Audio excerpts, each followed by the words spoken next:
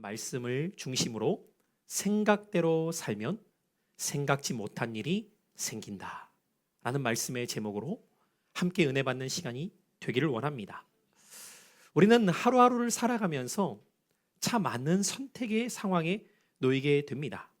아침에 눈을 뜨면서부터도 오늘 이 하루는 어떻게 살아가야 될지에 대한 선택, 직장에서의 결정, 자녀 교육에 대한 문제, 부부관계, 재정 문제, 인간관계까지 어쩌면 우리의 인생은 선택의 연속입니다. 그리고 그러한 선택 앞에서 믿음의 사람, 신앙생활을 하고 있는 우리들은 이렇게 하나님께 기도할 때가 있습니다. 하나님, 제가 무엇을 결정해야 됩니까? 어떻게 행해야 됩니까? 주님의 뜻은 무엇입니까? 라고 기도하게 되죠. 하지만 문제는 그 다음입니다.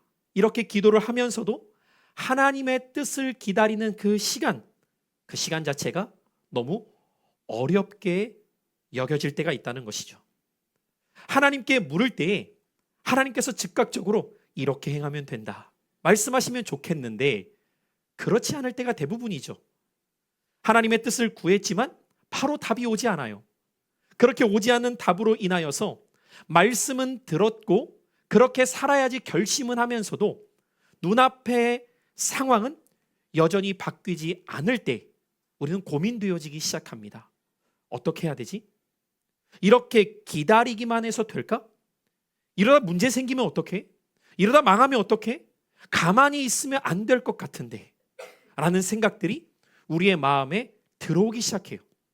그러면서 결국 어느 순간 더 이상 기다리지 못할 때 우리는 내 생각대로 움직이기 시작합니다. 여러분, 이 조급함이 오늘 우리가 함께 읽은 말씀 속에 아브라함과 사레가 겪었던 문제입니다. 어쩌면 신앙생활하고 있는 우리들에게 있어서도 가장 큰 어려움은 기다리지 못하는 조급한 마음이 내 생각대로 움직이게 만든다는 것이죠. 하나님은 분명히 아브라함에게 말씀을 통해 약속하셨어요. 내가 너로 큰 민족을 이루게 할 것이다. 여러분, 이 말씀은 단지 아브라함 한 사람에게 자녀를 주시겠다는 정도의 약속이 아니었습니다. 하나님은 그의 인생을 통하여 더 큰 하나님의 비전과 계획을 갖고 계심을 가르쳐 주셨던 것이죠. 같이 한번 여러분 따라해 보시겠습니다. 하나님의 계획은 내 계획보다 크십니다. 여러분, 이것을 믿고 살아가는 것이 믿음의 사람의 삶입니다. 제가 어저께에도 집회에 가서 그곳에 모여있던 분들의 그런 말씀을 전했어요. 저도 여러분 같은 10대, 20대가 있었지만 그때 내 인생이 어떻게 되어질지 몰랐고 내 나름대로 계획을 세워보기도 했지만 하나님의 뜻에 순종하여 걸어와 봤을 때 내 계획보다 더 크게 일하시는 하나님을 내 인생을 통해 경험할 수 있었다라는 믿음의 고백을 나누었었습니다. 만약에 10대 때 내가 꿈꾸었다면 지금 내 인생보다 과연 나는 더 풀어질 수 있었을까? 그럴 수 없었음을 저는 너무도 잘 알고 있어요. 아브라함을 향한 하나님의 말씀도 그러했습니다. 그가 계획하는 것보다 하나님의 계획은 더 크셨기 때문에 그에게 말씀을 주셨던 거예요. 오늘 이 시대에도 마찬가지입니다. 하나님은 여러분 각 사람을 향한 그분의 계획이 있으십니다. 다만 우리가 그 계획을 믿고 신뢰함으로 따를 수 있느냐? 그것은 기다림이라고 하는 문제와 맞물려 있다는 것이죠.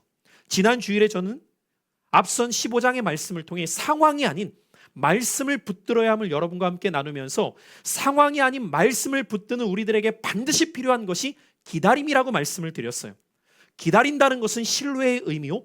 기다린다는 것은 내 인생의 주인이 내가 아닌 하나님이심을 인정하는 태도이기 때문입니다. 그런데 우리가 기다리지 못하는 이유는 어디에 있을까요? 눈앞에 보이는 상황, 현실이 이렇게 기다려서만은 안 될 것 같은 조급함으로 자꾸 우리를 내몰기 때문이죠. 아브라함도 그랬습니다. 점점 나이는 들어갑니다. 몸은 연약해지는 것 같습니다. 상황은 더 나아질 것처럼 보이지 않아요. 사례 또한 이렇게 되어서는 절대로 아이를 가질 수 없겠구나라는 조급함이 그녀의 마음 가운데 들어오게 되었을 때 그녀는 스스로 이렇게 생각하게 됩니다. 언제까지 이렇게 기다릴 수만은 없을 것 같아. 내가 움직여야 될 것 같아. 혹시 여러분에게도 지난 한 주나 살아오는 삶 가운데 이런 고민들을 하고 지낼 때가 있지 않습니까? 기도 응답이 너무도 더딘 나머지 내가 먼저 나서고 싶은 마음이 생길 때가 있어요. 하나님의 약속을 믿고 싶지만 말씀의 현실은 전혀 그렇게 보이지 않기 때문에 답답해지기 시작합니다. 마음으로는 하나님의 뜻을 따라야지 먹고 있으면서도 머리로는 플랜 B를 계획하고 있어요. 이것이 우리가 신앙생활하면서도 경험되는 상황일 때가 있다는 거죠. 그런 의미에서 오늘 이 창세기 16장의 이야기는 아브람과 사라의 이야기만이 아니라 오늘을 살아가고 있는 우리의 이야기라는 것이죠. 하나님은 이 16장의 이야기를 통하여서 오늘 우리의 삶이 어떠한가를 말씀해주고 계신다는 거예요. 그리고 하나님은 그 속에서 무엇이 잘못되었는지, 그리고 그런 우리에게 어떻게 찾아오시고 말씀하시며 은혜를 베풀어 주시는 분이신가를 오늘 본문의 말씀을 통해 가르쳐주고 계시는 것입니다. 오늘 우리가 이 말씀을 통해 붙잡아야 될 진리가 있습니다. 다시 한번 말씀의 제목을 기억하며 따라해 보실까요? 우리의 생각대로 살면 생각지 못한 일이 생깁니다. 여러분, 내 생각대로 살아가게 될 때 어떤 일이 일어나는가를 오늘 우리는 말씀을 통해 함께 발견해야 됩니다. 그러나 하나님의 뜻을 신뢰하게 될 때 우리는 광야 한복판에서도 하나님의 은혜를 경험할 수 있게 됩니다. 자, 그러면 오늘 말씀으로 한번 들어가 보도록 할까요? 우리 1절의 말씀 같이 주목해서 다시 한번 보도록 하죠. 1절입니다. 시작. 아브라함의 아내 사레는 출산하지 못하였고, 자, 오늘 1절은 이렇게 시작되고 있습니다. 아브라함의 아내 사레는 출산하지 못하였고. 오늘 본문 1절은 절망적인 상황으로부터 시작되고 있음을 우리에게 보여주고 있습니다. 하나님은 아브라함에게 너의 자손이 하늘의 별처럼 많아지게 할 것이라고 지난 15장을 통해서 말씀하셨는데, 이 약속의 말씀과 현실이 너무 멀게만 느껴지는 아브라함의 상황인 거예요. 지난주의 말씀을 떠올려 보십시오. 아브라함은 차라리 나의 종이었던 엘리멜렉이 상속자가 되는 것에 낫겠습니다라고 했을 때 하나님은 그에게 무뼈를 보라 말씀하시며 너의 자손을 이렇게 많게 할 거라 분명히 다시 말씀하셨을 때 아브라함은 하나님을 믿었다고 기록하고 있어요. 분명히 그도 하나님의 말씀을 듣고 다시 한번 믿음의 결심을 하였다는 것이죠.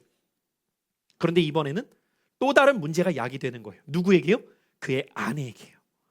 아브라함은 하나님을 믿기로 마음을 먹었는데 부부라고 해서 이심전심이 되는 것이 아니라는 거죠. 남편의 믿음과 아내의 믿음이 따로 놀 수 있다는 겁니다. 각각 다를 수 있다는 거예요. 지금 사레의 마음에는 불안함이 점점점 가중되기 시작하였고, 이러한 상황 가운데에서 조급해진 사레는 자신의 생각 가운데에 다른 방법을 떠올리게 되는 내용이 이어지는 2절이에요. 자, 2절의 말씀 같이 보도록 하죠. 시작. 사레가 아브라함에게 이르되 여호와께서 내 출산을 허락하지 아니하셨으니 원하건대 내 여종에게 들어가라. 내가 혹 그로 말미암아 자녀를 얻을까 하노라 하매 아브라함이 사레의 말을 들으니라. 여러분, 사레는 하나님의 뜻대로 행하는 대신에 자기의 생각대로 움직이기로 결심하고 그것을 실행에 옮기고자 해요. 여러분, 그 방법은 자신에게 있었던 애굽의 여종이었던 하갈을 대신하여 자녀 낳게 하는 거였어요. 오늘 지금의 시대로는 이 말씀이 이해하기 어렵지만 당시 고대 근동의 풍습에서는, 관습에서는 이러한 일들이 자연스러운 일이었기 때문에 겉으로 보여질 때에는 사례가 크게 잘못하고 있는 것처럼 보이지는 않아요.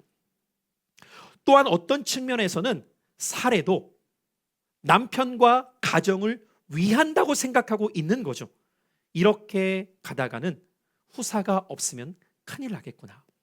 그러니 차라리 나도 썩 내키지는 않더라도 여종을 통하여서라도 자녀를 낳아야겠어. 그리고 그녀는 이렇게 마음을 먹은 것을 아브라함에게 말하게 돼요. 분명히 15장에서는 아브라함이 하나님을 믿었다고 되어 있는데 안타깝게도 오늘 2절 하반절에 그 말을 들은 아브라함이 어떻게 행하는지를 이어지는 말씀을 통해 보게 됩니다. 여러분, 우리는 무엇을 듣느냐가 우리의 삶에 어떤 영향을 끼치는가를 오늘 이 사건을 통해 보게 됩니다. 여러분이 왜 주일마다 이렇게 교회에 오셔서 하나님의 말씀을 듣는 것이 중요할까요? 말씀은 우리의 생각을 새롭게 하기 때문입니다. 우리가 한 주를 살아가면서 세상의 이야기만 듣고 살게 되잖아요. 어느 순간 우리의 생각과 기준과 가치가 세상을 향해지게 되어 있어요. 마치 세상에서 말하는 대로 살아가지 않으면 도태될 것 같고 문제가 될 것 같고 삶이 망할 것처럼 우리의 마음이 세워지기 시작합니다.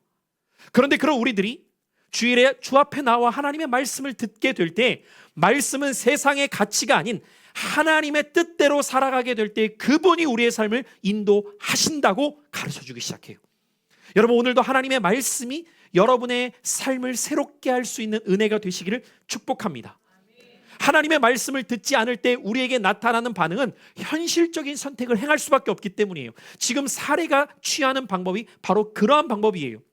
하나님의 말씀을 붙잡지 않게 되니까 인간적인 생각으로 방법을 찾기 시작하는 거죠. 그리고 아브라함은 그렇게 말하는 사례의 말을 따르게 되었다고 오늘 2절은 기록하고 있습니다. 참 이걸 보면 예나 지금이나 남자는 누구의 말을 들어요? 결국 여자의 말을 들어요. 겉으로는 남자가 뭐 힘 있는 것 같고 목소리 큰 것 같지만 결국은 여자의 말을 듣는데 왜 그럴까요, 여러분? 그 이유가 무엇일까요? 창조의 섭리이기 때문이에요. 여러분, 하나님은 첫사람이었던 아담을 지으신 다음에 이렇게 말씀하십니다. 사람이 혼자 있는 것이 좋지 않다 말씀하시며 아담과 함께할 사람인 하와를 창조하셨을 때 여자를 지으시죠? 여자를 지으시면서 여자의 역할을 이렇게 말씀하셨기 때문입니다. 내가 아담을 돕는 배필을 지으리니. 그러니까 여자의 역할은 뭐라고요? 남자를 돕는 배필로서 지음 받았다는 거예요. 그러니까 여자의 말은 남자를 돕고 있다는 겁니다. 그런데 여기서 우리가 중요하게 기억해야 될 것이 있어요. 그 돕는 것이 옳은 방향인지 그른 방향인지에 따라 남자의 인생은 달라집니다. 그래서 잠언서는 현숙한 여인을 만나는 것이 축복임을 가르쳐주고 있어요. 저는 특별히 오늘 이 아침 말씀을 듣는 사랑하는 여성분들, 여러분에게 있어서 믿음의 지혜가 함께하는 인생이 되시길 축복합니다. 여러분의 말 한마디는 그냥 말로 끝나는 것이 아니라 여러분의 남편과 여러분의 가정에 지대한 영향을 미칠 수 있다는 것을 잊지 마셔야 돼요. 어느 회사에서 체육대회를 했대요. 그 체육대회 가운데에 부장님이 나와서 이렇게 말했대요. 나는 아내의 말을 잘 듣는다 생각하는 사람들은 오른쪽으로 가보시고 난 잘 듣지 않는다 왼쪽으로 가보십시오. 다 오른쪽으로 가는데 한 남자가 왼쪽에 우뚝 서 있더래요. 그래서 어떻게 이렇게 혼자 왼쪽에 서 있냐고 물었더니 죄송해요.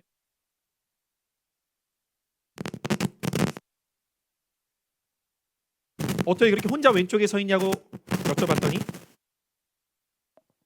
계속 잡음이 나오네요. 물어봤더니 그 남편이 하는 얘기가 이렇게 말하더래요. 오늘 아침에 아내가 사람 많은 쪽으로 가지 말라고 해서 왼쪽에 서 있었습니다. 그 사람은 더 잘 듣는 거예요. 결국 여러분, 아내가 어떤 이야기 할 때 겉으로 남자들이 됐어 내가 알아서 할게 말은 해도요, 시간 지나고 보잖아요, 아내의 말대로 하고 있더라고요. 그만큼 아담과 하와 때부터 지금까지. 그런데 하와는 잘못된 방향으로 도움을 줬죠.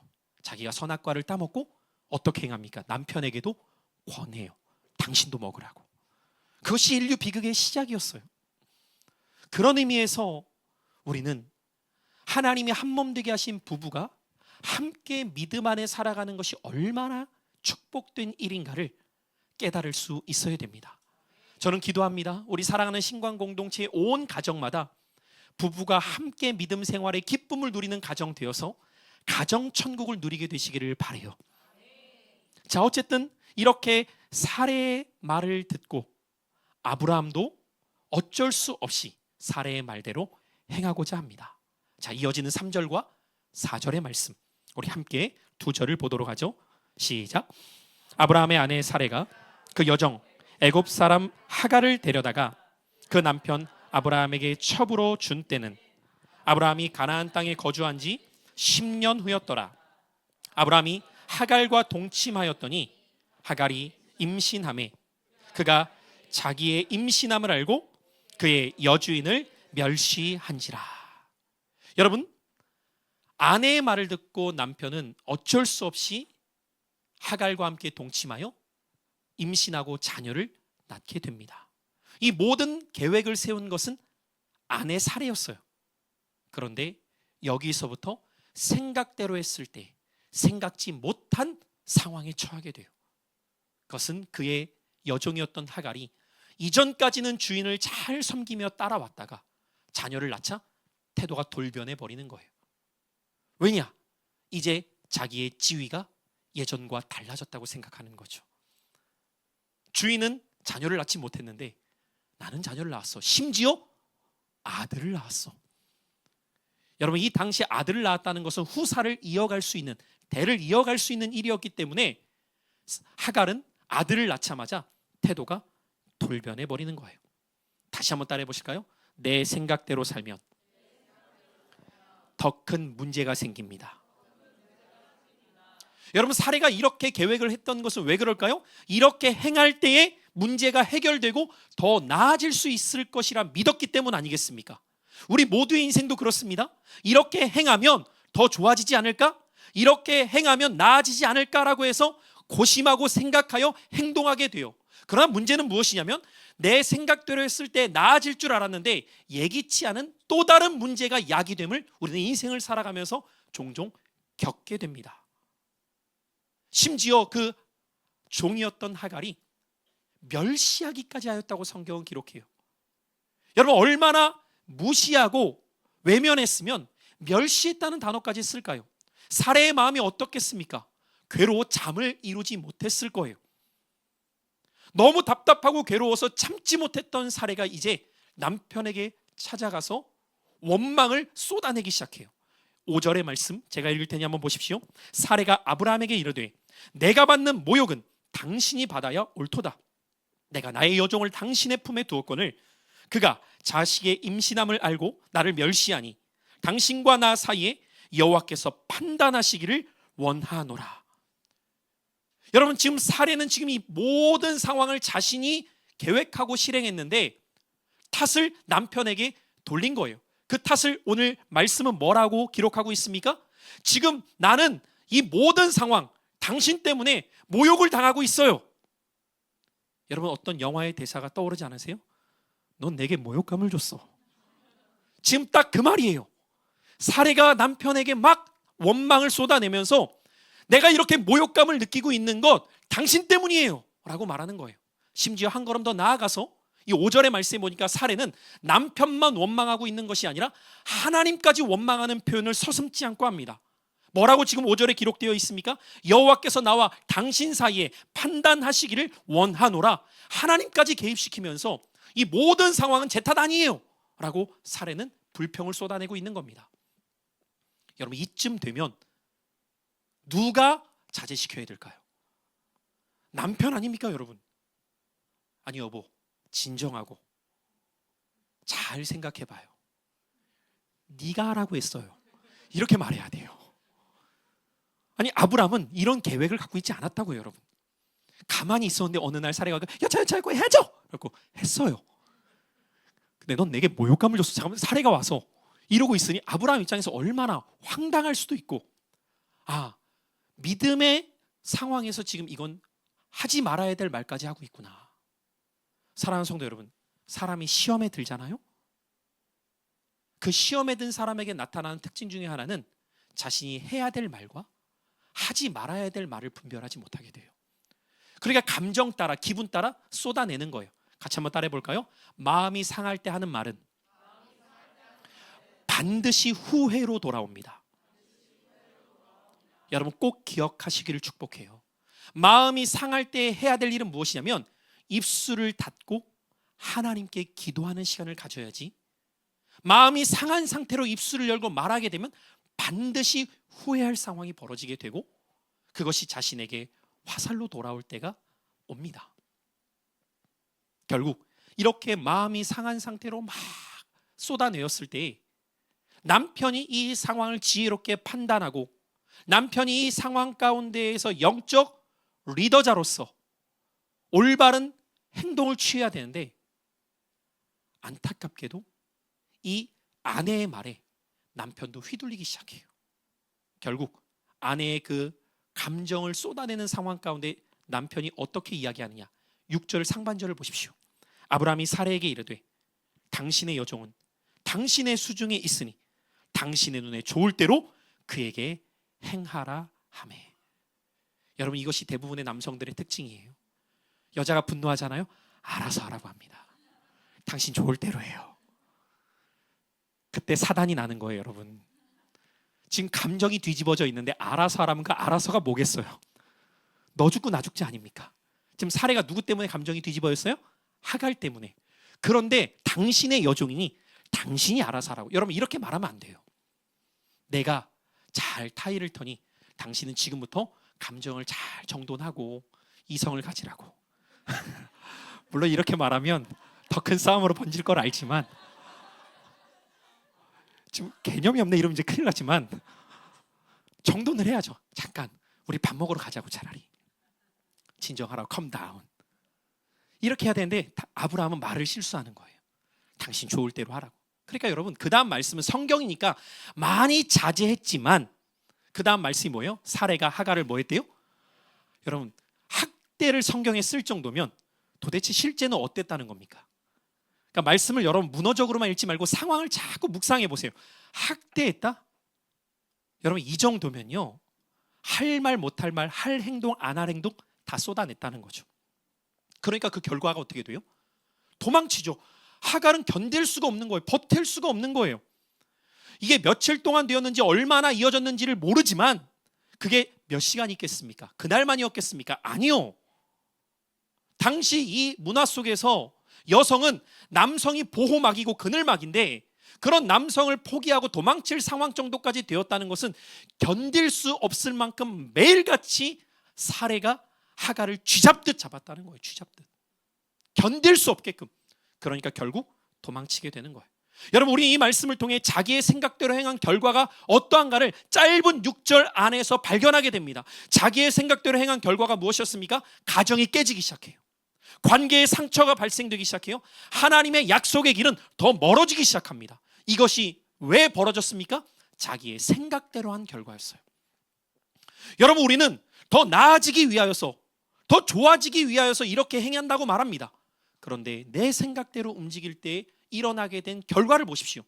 사례도 자기 생각대로는 이랬어요. 이렇게 행하면 더 우리 가정은 행복해지고 문제는 사라질 것 같아. 그러나 현실은 정반대인 거예요. 오히려 가정은 풍지박산이 납니다. 완전히 깨어져 버려요. 관계는 균열이 일어나요. 여러분, 사레와 하갈만 관계가 깨졌습니까? 아니요. 아브람과 사레도 관계가 깨져 있어요. 아브람과 하갈은 말할 것 없죠. 모든 관계가 깨지는 거죠. 그리고 내 생각대로 움직였으니 하나님의 약속은 더 멀어지는 거죠. 더 오랜 시간이 필요한 거예요. 우리는 이 짧은 6절 안에서 중요한 삶의 진리를 깨닫고 배워야 됩니다. 하나님의 뜻보다 내 생각에 앞서 행하게 될 때 문제는 더 심각해지는구나.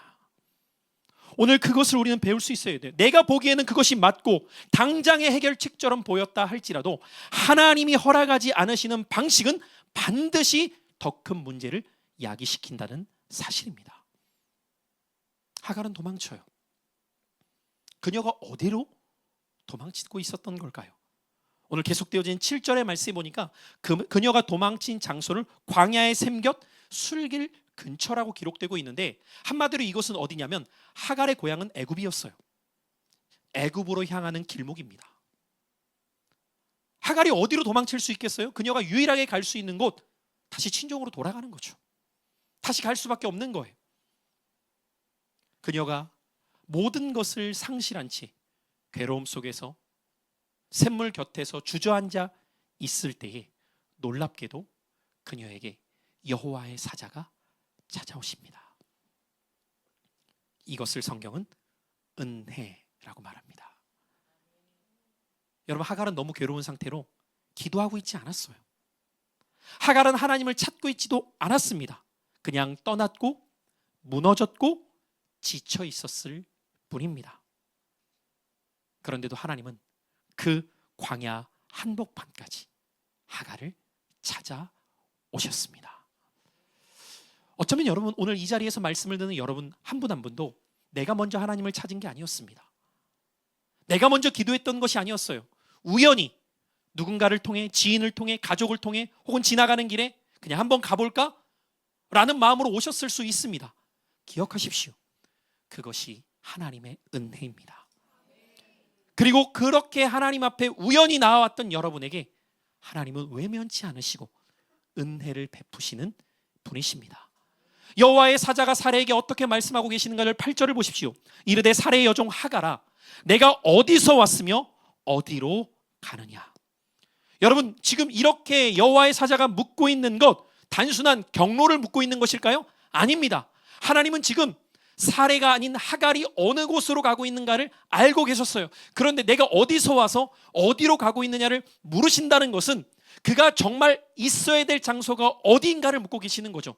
그의 삶에 대한 존재론적인 물음이라는 거예요. 다시 말해 이렇게 묻고 있는 것이죠. 너는 지금 누구의 인생을 살아가고 있느냐?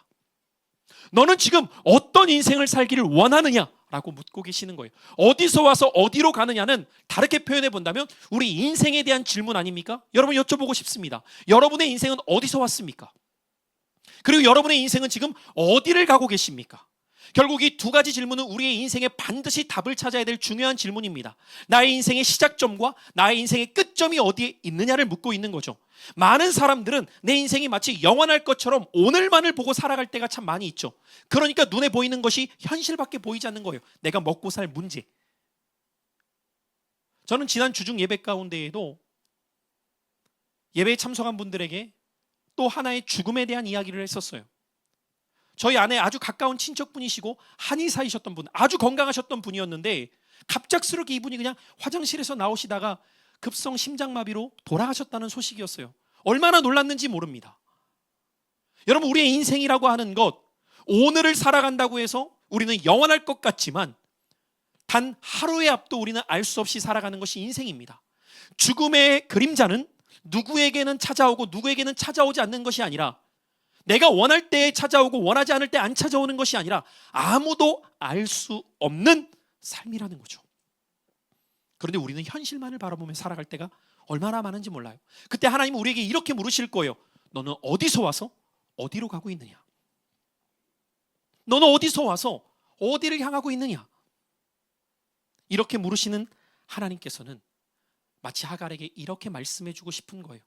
너의 생각대로, 너의 뜻대로 움직이는 인생을 살아가려고 하지 말고 너를 향한 나의 계획이 있음을 발견해라. 너가 있어야 될 곳은 애굽이나 너가 원하는 장소가 아니라 너를 향한 나의 계획이 있는 곳이란다. 그러면서 여호와의 사자가 하갈에게 이어지는 말씀을 통해 이렇게 말합니다. 우리 계속해서 이어지는 말씀, 9절의 말씀을 보십시오. 함께 우리 9절은 한 목소리로 읽어볼까요? 시작.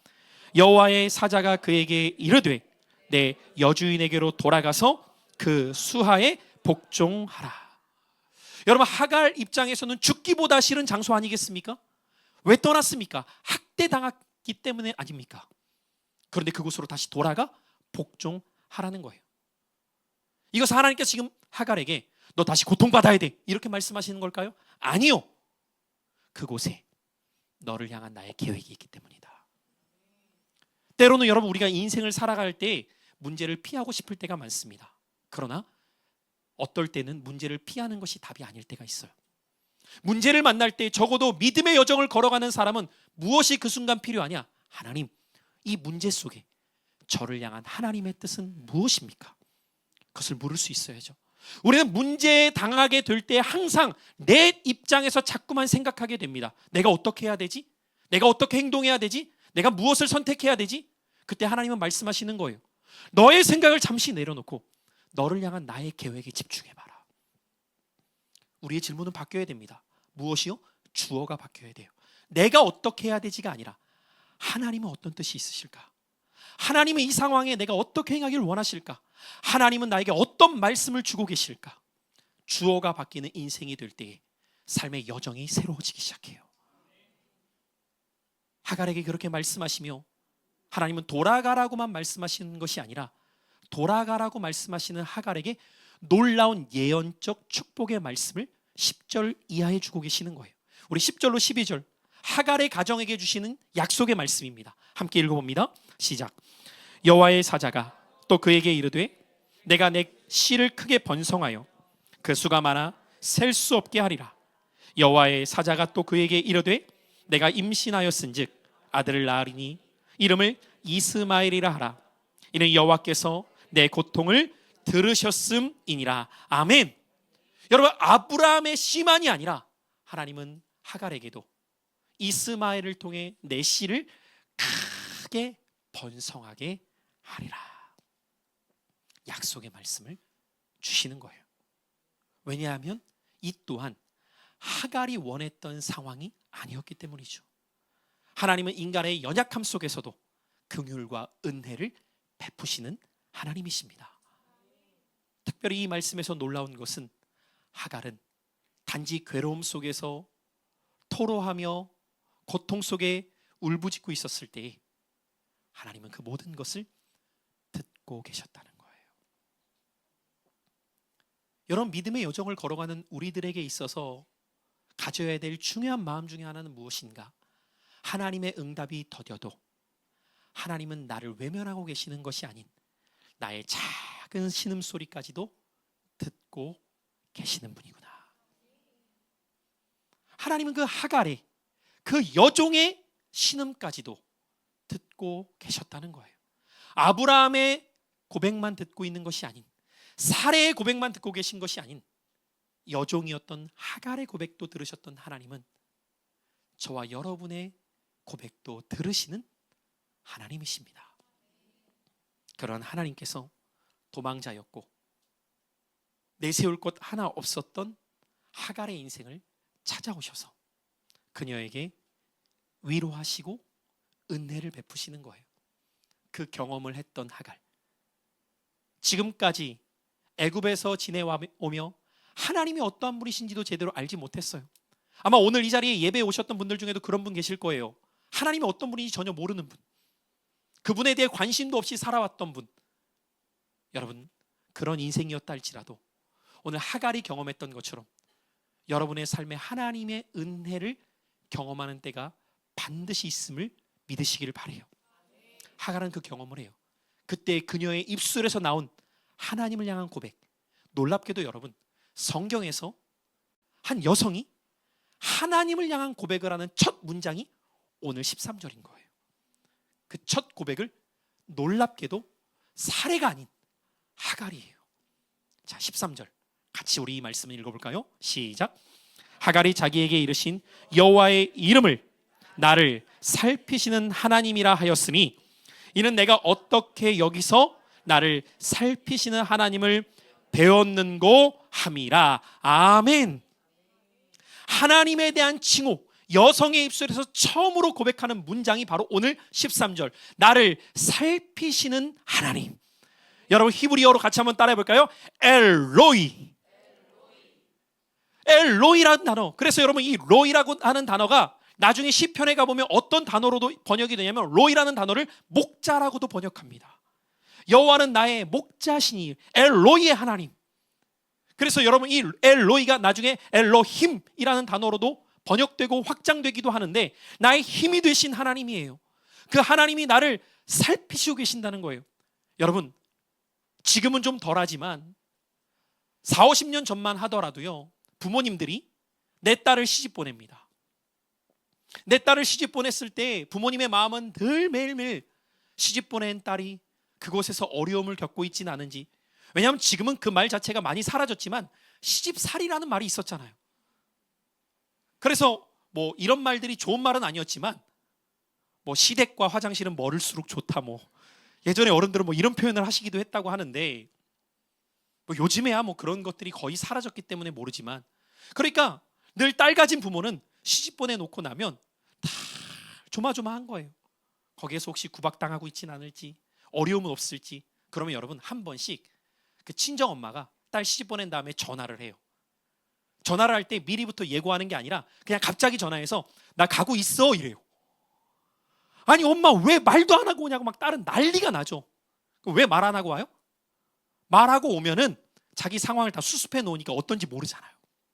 그냥 말 안 하고 나 지금 직금처라고 다 왔다고, 그럼 딱 와 보셔서 주무시고 가지도 않아요. 그냥 몇 시간 계시거든요. 근데 그 몇 시간 계실 때 뭘 하냐? 살피는 거예요. 집에서 어떻게 지내고 있는지, 부족한 건 없는지, 떨어진 건 없는지, 필요한 건 없는지. 그런 다음에 어떻게 해요? 그냥 아무 말 없이 뭘 하나를 툭 놓고 가요. 그게 살피는 거예요. 하나님은 여러분의 인생을 지금도 살피십니다. 여호와의 눈은 온 땅을 지금도 두루 감찰하고 계시면서 하나님의 백성들의 삶을 살피고 계세요. 미처 내가 알지 못하는 그 상황 속에서도 하나님은 세밀하게 살피고 계시는 거죠. 그래서 지금도 하나님의 눈은 24시간 여러분에게서 떨어져 있지 않습니다. 그녀가 이 경험을 하게 되었을 때 샘 곁에 있었다고 했잖아요. 그 샘의 이름을 뭐라고 짓습니까? 부엘라 헤로이. 여기에서 엘로이라는 단어가 껴있죠. 부엘라 할 때 엘, 헤로이 할 때 로이. 엘로이, 나를 살피시는 하나님이라고 했어요. 그럼 여러분, 부엘라 헤로이라고 하는 우물의 뜻은 뭘까요? 나를 살펴보시는 하나님의 우물이라는 뜻이에요. 나를 살펴보시는 하나님의 우물. 여러분, 여러분이 지쳤어요? 여러분이 힘들어요? 문제가 있어요? 그때 여러분이 행하셔야 될 것은 무엇이냐? 나를 살펴보시는 하나님의 우물 곁에 나오는 겁니다. 마치 요한복음 4장의 수가성 여인이 물 기르러 우물가에 나왔을 때 그 우물 곁에 예수님이 앉아 계셨어요. 그리고 그녀를 만나시고 그녀를 치유하시며 회복해 주십니다. 교회는 어떤 곳일까? 한편으로 생각해 보면 교회는 부엘라 헤로이입니다. 하나님의 은혜 속에 아무도 내 상황과 내 마음을 모를 때가 있잖아요. 인생을 살아가다 보면 누구에게도 이 문제를 쉽게 꺼낼 수 없고 가족에게조차 나의 어려움을 이야기하지 못하는 상황이 있을 때 그때 우리에게 필요한 것, 부엘라 헤로이 되시는 하나님이 나를 살펴주고 계신다. 이 믿음을 갖고 나아가는 거죠. 사랑하는 성도 여러분, 때로는 우리는 실수합니다. 하나님의 뜻을 기다리지 못하고 내 생각에 앞서서 행동으로 옮길 때가 있어요. 그로 인하여 사람과 갈등이 생기고 그로 인하여 또 다른 문제가 야기되고 그로 인하여 환경이 더 어려워질 때 그때 우리에게 필요한 것은 이미 잘못 선택했으니 어쩔 수 없어가 아니라 다시 부엘라 헤로이 곁으로 나아가 하나님의 말씀에 귀를 기울이는 겁니다.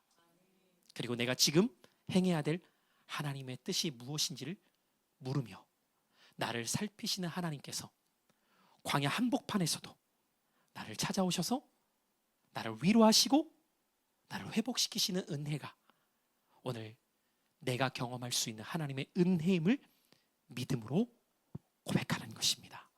오늘 이 아침 생각대로 행할 때 생각지 못한 또 다른 어려움이 발생할 수 있음을 기억하며 내 생각이 아니라 더디더라도 조급해하지 말고 하나님의 때가 가장 좋은 때임을 신뢰함으로 말씀 붙들고 살아가는 여러분 모두의 인생이 되시기를 예수 그리스도 이름으로 축원합니다.